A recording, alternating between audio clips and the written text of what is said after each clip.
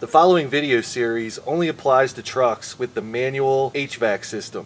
If your truck has an auto HVAC system, like the one shown here, it does not apply. None of these videos apply to the auto system because it is completely different. Alright, so I've had this problem with my 2003 Trailblazer for a long time. Probably 6 years or so, but since she's out of action right now, it's time to correct this stuff. So this is what we got.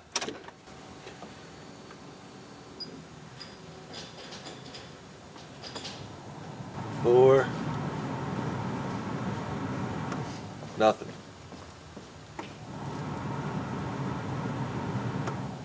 So everything works but number 5. Now, we could just go and start replacing parts on this motherfucker, but that's not how we roll here. Let's take some time and learn how the system works and determine what we need to do on this thing, because as you're going to find out, it's not a one-part number fix, at least for the problem that I have with my 2003. So here's a look at the major players in this manual HVAC system. You have the controller, you have your blower resistor. I call it blower resistor. Some people are super technical and want to call it resistor pack. Whatever, just call it the resistor. Got a little built-in relay here. You guys may have seen this before if you watched one of the Silverado videos. The connector for the resistor. And then we also have the blower motor. Here's the OEM schematic for this manual blower, but that might not make a lot of sense to some people. So I kind of made my own version, which is the same but different. It takes out all the unnecessary stuff to make things easier to follow. So let's go over this schematic and see how all this stuff works. I left these blanks so I can kind of talk while I'm doing it. So this would be the HVAC module. This would be the resistor, and this would be the motor. So how does this all work? Well, when you turn the key to run, power comes through the brown wire to the controller. So on the back of this controller, it's got a brown wire right here, and that's the feed wire to the switch. The speed switch has nothing to do with the module. It's actually independent of the module itself, just kind of screws in here. So depending on what position you turn this to, it's going to turn basically where this arrow is. Speed 1, 2, 3, 4, and 5. You know, say I had it on 1, you can imagine power coming down here, going through 1. It's going to go through 4 resistors, go through the normally closed contacts of the relay, and put power right to the motor. From the motor, the ground wire goes back up to the resistor, comes back out, and goes to the infamous G201. When you move the selector to speed 2, power is then going to go through 2. It's only going to go through 3 of the resistors, making the blower spin a little bit faster than if it was going through all 4. The process would be the same for 3 and 4.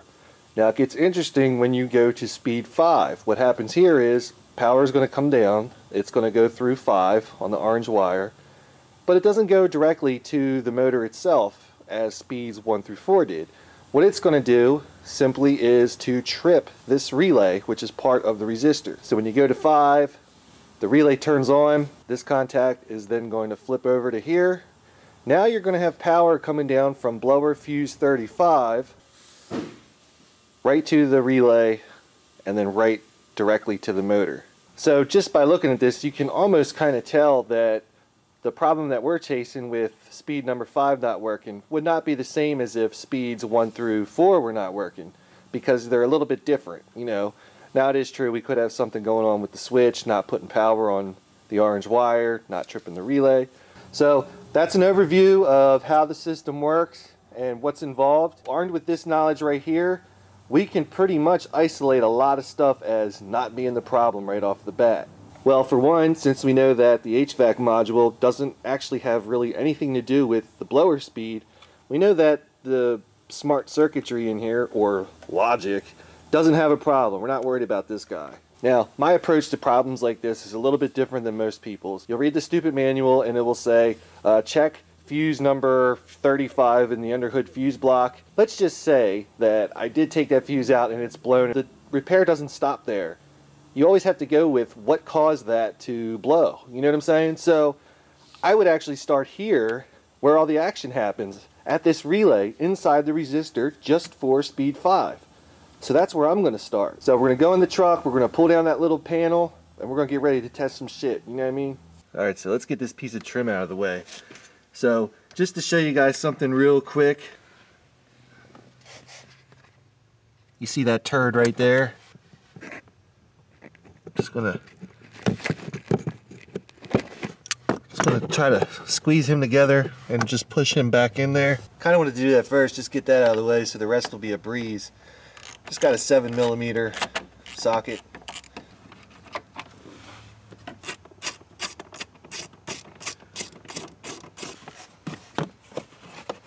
Let's get this turd out of here. Yeah, see, that's where that thing just clipped in, right on the back side of this trim panel, or whatever you want to call it. So I'm kind of upside down in the dash a little bit. You've got your blower motor right here, and up there you've got your blower resistor. Like I said over on the workbench, the first thing that I want to do is I want to test the red wire, see if it's got power on it here. That's going to be the feed for the blower on number 5. So there's my red wire. Just going to push this T-pin. Oops, I'm sorry. Just going to take the power probe, and I've got power. And this red wire will have power with the key off. So I'm just going to take my T-pin now, and I'm going to go into the orange wire. If you remember from looking at the diagram, the orange wire gets power when the blower switch is turned to 5. So I'm going to turn the key on, and I've got the switch over on number 5. I'll just touch him with the power probe, and I've got power on the orange wire. So let's go back to the diagram and see what we've got. So we did our back probing here, and we verified that we have our 12-volt signal that goes through the switch, through number 5, and to the resistor, which internally has this relay. We also verified that we have our feed just for speed number 5, which is fuse 35 in the front fuse block. We've got 12 volts there too. I'm going to go ahead and pull my T-pin out of here. And I've got a little mini pick to see if we can unplug this connector from the resistor. Pull the little crappy tappy tab back. So everything looks good here with our connector. Now coming off this resistor, you see this purple and black wire? All they do is they come around and they go over here. I'm going to try to do this without being too freaking shaky. Out of the way, chump change.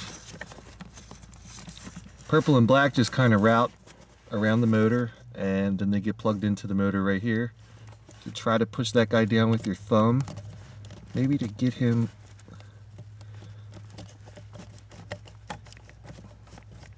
sweet. No tools required. That's cool. So let's go ahead and pull this resistor out of here. I bet you it's that weird ball size like the cabin filter door. Yeah, 7/32 or whatever. Yeah, these things are real tight. There's like a rubber strap around the blower motor. And that keeps that little connector out of harm's way. Everything looks good. I don't have anything melted in here, which is a surprise. Normally these things become melt city. Let's take this thing over to the bench. So here's the blower resistor I just pulled out. I have one of these pigtails for them. This is for testing purposes. So although the colors don't match what we have in the truck, we can figure out what does what because all of our terminals are noted on here. For this test at least, we're going to be focused on G, F, and E. In the truck what that would be red, orange, and black. Click that guy into place. So what I'm going to do is just take my meter, set him to ohms, and what I want to test is continuity through this relay by going from the red wire to the resistor to the purple wire from the resistor. We know that terminal G is going to be our feed wire for the blower on number 5. And we know that coming out of the resistor, the purple wire is going to be the one that puts power to the motor. You might need to use a T-pin on this guy. So you guys still with me so far? We're testing the relay of the resistor. So what I'm going to do is take Mr. Power Probe here. We're going to ground E. because that would normally be grounded. What we're doing here by putting power on pin F, the orange wire, we're duplicating what would happen if you move the selector to 5 in the dash. You know what I'm saying? So what we want to do is we want to see if we jump this with 12 volts, do we get continuity from the input of the relay to the output of the relay?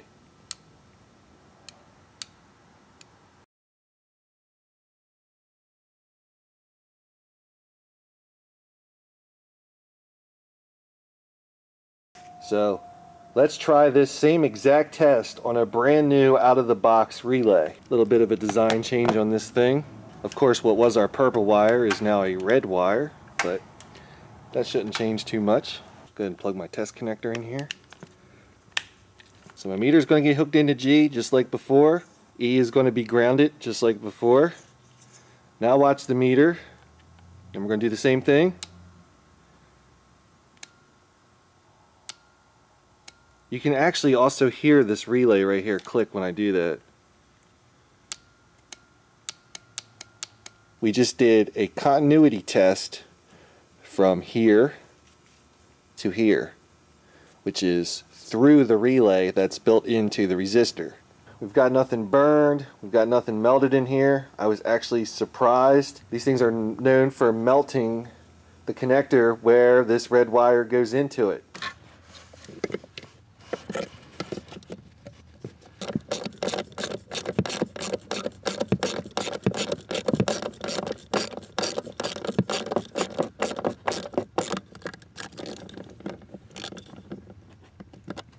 I'm just going to loop that connector through that little rubber band thingy around the motor.